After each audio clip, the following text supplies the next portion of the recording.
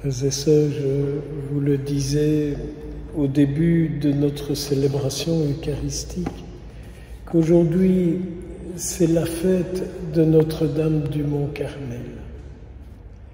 Et en résumé, c'est cette très belle fête de la Sainte Vierge qui nous fait découvrir combien la Vierge Marie est proche de chacun de nous.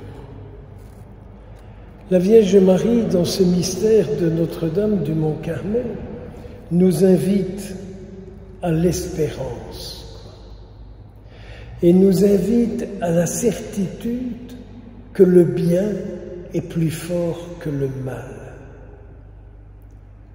Sur cette montagne du Carmel, il y a eu toutes les luttes, tout ce que le prophète Élie a lutté contre tout ce qui n'était pas de Dieu. Et notre vie de chrétien, n'est-ce pas une vie par laquelle nous luttons pour tout ce qui n'est pas de Dieu et qui détruit? Nous commençons par nous-mêmes. Nous luttons contre tout ce qui pourrait nous faire du mal et qui nous vient de toutes sortes de manières. Et donc, le Mont Carmel devrait nous ramener à cette certitude que c'est la Vierge Marie qui lutte avec nous et pour nous parce que nous sommes ses enfants. Au fond, c'est un peu comme si la Vierge Marie disait à chacun de ses enfants: mais reviens à Dieu. Je t'en supplie, reviens à Dieu, ton Créateur. Il t'a voulu, il te veut, il te garde, il ne t'abandonne pas. Et donc, cette fête de Notre-Dame du Mont-Carmel est pour moi une fête que j'apprécie beaucoup. Les musulmans arrivent et ils chassent tous les ermites qui sont là, sur la montagne du Carmel.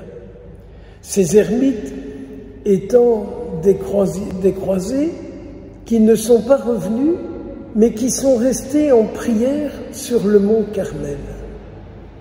Et qui tout d'un coup, ils sont chassés parce qu'il y a une invasion qui est là. Et ils ne savent pas que faire. Et ils prient. Ils prient et en même temps ils ont peur. Petite parenthèse, que de fois nous-mêmes aussi, nous pouvons prier et malgré tout avoir peur. Et c'est alors que la Sainte Vierge apparaît à Saint-Simon-Stock et qu'elle lui dit: n'aie pas peur, pars dans le monde et je serai toujours avec toi parce que tu es mon fils particulier. Et c'est alors que la Vierge Marie remet le fameux scapulaire de Notre-Dame du Mont-Carmel à Saint-Simon-Stock.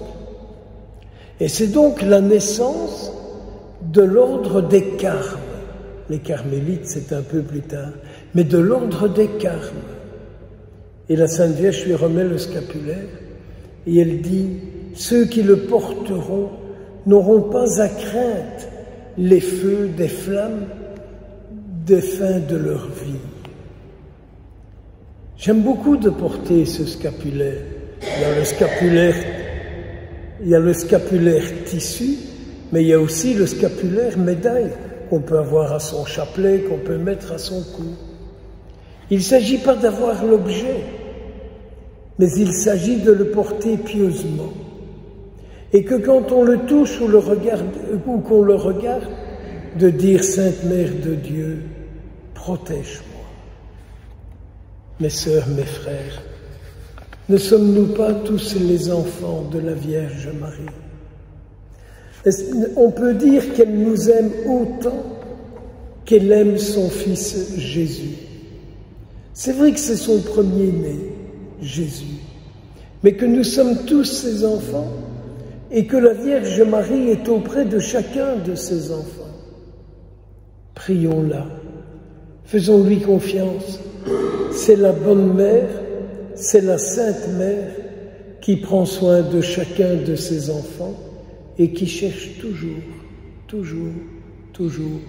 de les ramener à son Fils Jésus, qui est le seul à avoir les paroles de la vie éternelle. Laissons-nous protéger par la Vierge Marie. Faisons-lui confiance.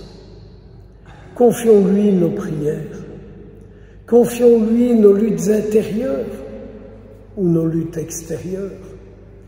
Et demandons-lui qu'elle intercède, afin que toutes les luttes que nous menons aujourd'hui, qu'elles soient victorieuses par la puissance du Christ ressuscité, qui nous dit « Mais tu sais, je serai toujours avec toi ».